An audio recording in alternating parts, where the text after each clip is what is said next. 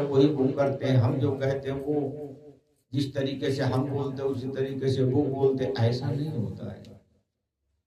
दिखता है हमको, उनकी दृष्टि बदली होती है, उनका भाव बदला होता है।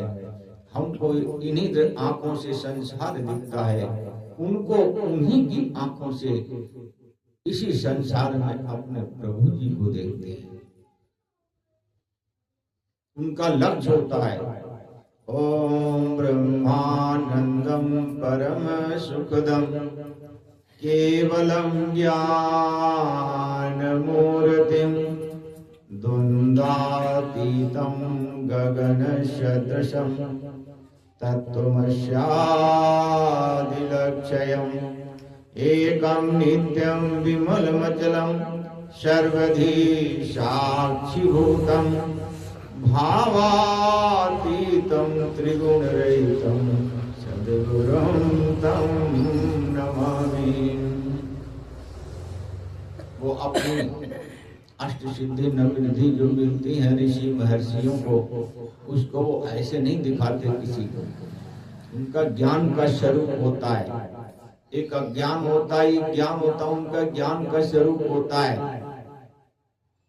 और द्वंद्वों से, द्वंद्वातीत का मतलब यह सभी प्रकार के द्वंद्वों से वो मुक्त होते हैं।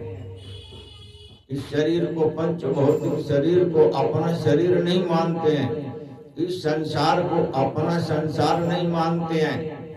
सिर्फ ईश्वर से संबंध होता है और ईश्वर से जुड़े रहने के लिए वो भावातीत भी होते हैं। जैसे द्वंद्वातीत होते हैं वैसे भावातीत भी होते हैं। सभी द्वंद्वों से, काम क्रोध मद लोभ ईर्ष्या द्वेष सबसे परे। और जो भाव बनते हैं अशुद्ध भावों से भी बोधित होते हैं, विचारों से भी अलग, कर्मों से भी अलग, जो दूषित कर्म होने वाले हों उनसे भी अलग। त्रिगुण रहितम, और जो त्रिगुणी जो माया है, तमोगुण रजोगुण और सतोगुण, जिसमें संपूर्ण संसार बंधा हुआ है, कभी अच्छा करेगा कभी खराब करेगा, कभी प्लस माइनस करेगा, इन्हीं में पूरा संसार, पूरा जीवन व्यतीत करता हुआ ये मानव जीवन व्यतीत कर रहा है, संपूर्ण संसार। और वो त्रिगुण रहितम, इस त्रिगुणी माया से रहित होते हैं। संत और ईश्वर में इसीलिए अंतर नहीं होता है। जो भाव संत के होते हैं ईश्वर के होते हैं, एक बिल्कुल एक जैसा। दिखने में तो जैसे संसार का प्राणी दिखता वैसे वो दिखते हैं, लेकिन अंतर होता है हृदय का।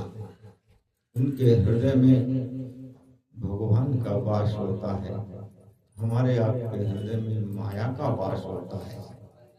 इसलिए हमको उनकी बात 100% माननी चाहिए, जैसे शबरी जी ने मानी थी, मीरा जी ने मानी थी, तुलसीदास जी ने मानी थी। जो ऋषि मुनि होते हैं, जिनको लक्ष्य दिखता है, लक्ष्य पे चलते हैं, उन्हें दिखता है कि अगर हम सदगुरु के वचन को मानेंगे तो निश्चित रूप से हमें उसमें पूरी तरीके से लाभ होगा और होता है।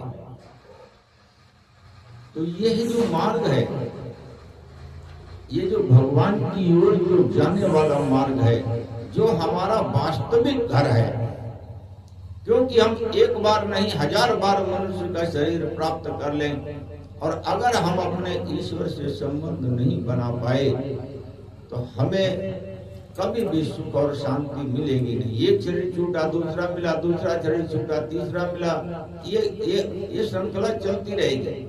और फिर कभी भगवान ने कृपा की, फिर मनुष्य शरीर मिला, फिर भगवान को नहीं जाना, तो फिर यही श्रृंखला चालू।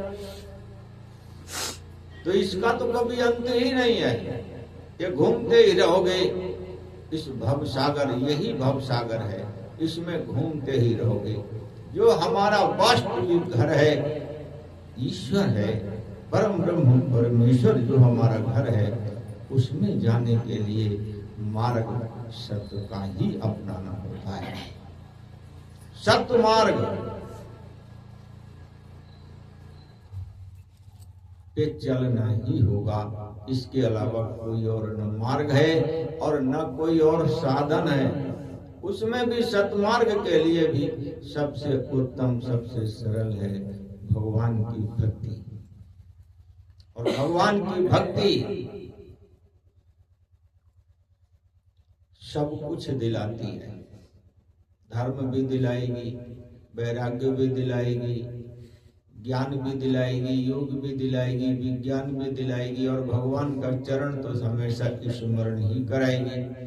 क्योंकि भगवान की भक्ति का जो मुख्य कार्य है वो यही है कि इस जीव को ईश्वर में सदा रखना और इसके हृदय को सदा पवित्र करके संपूर्ण संसार में जो संसार बांधने का काम करता है वो ही संसार, ये भक्ति जो है उसको ब्रह्म में दिखा करके मुक्ति का साधन बनाती है। ये भक्ति ही ऐसी है जो इस जीव को हर तरीके से खोलती है और ज्ञानमय बनाती है। इसीलिए संत और महात्मा भगवान की जो माया है, दो ही चीजें हैं इस संसार में, एक भगवान की भक्ति है, एक भगवान की माया है। और माया में समस्या ही है। माया कब अटैक करती है? जब भगवान को भूले होगे, भगवान का स्मरण करोगे वो दूर खड़ी रहेगी, आपके पास ही नहीं आएगी।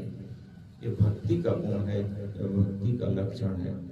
तो जो हमारा घर है, किस तरीके का घर होता है? जैसे जल है, जल को हम कितने ही ऊपर ले जाएं वो नीचे को ही भागेगा। क्यों? कि उसका जन्म नीचे से है। अग्नि है, अग्नि को हम कितना ही दबाएं उसको जैसे मौका मिलेगा तुरंत ऊपर को जाएगी। क्योंकि उसकी उत्पत्ति शुद्ध भगवान से है। जब उसकी उत्पत्ति वहां से वो वहां जा रहा है, अग्निदेव और जलदेव, उसी तरीके से इस जीव का भी वास्तविक घर तो इसका ईश्वर है, परमात्मा है।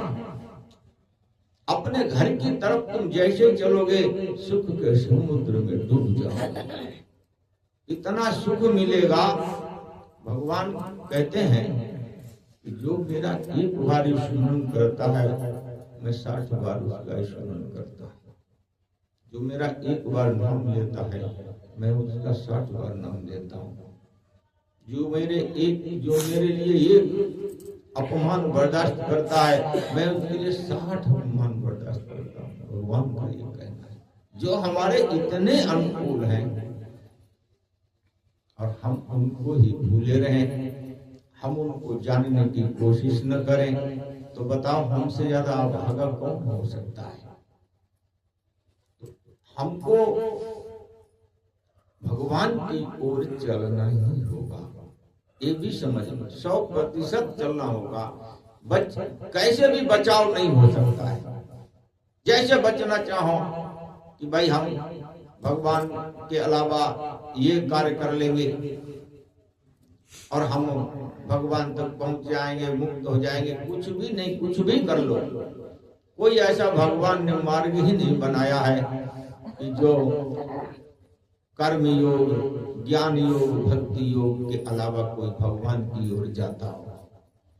और उसमें जुड़ने के लिए भगवान से भक्ति में वो द्रवित होते हैं, वो दया करते हैं। तुम जो भी कर्म करो, इसकी और एक युक्ति, बहुत सरल युक्ति है जिससे कि भगवान के पास ये जीव सदा रह सकता है। सबसे सरल युक्ति क्या है कि जो भी कर्म करो अपने आप को उसका कर्ता मत मानो, भगवान से जुड़े रहो। जैसे भगवान का नाम भगवान से जोड़ता है, भगवान का स्वरूप भगवान से जोड़ता है, भगवान का प्रेम भगवान से जोड़ कर रखता है, उसी प्रकार से इस संसार में जो कर्म करते हो वो कर्म को अपना न मानो। अपना का मतलब कि मैंने ये कर्म किया है,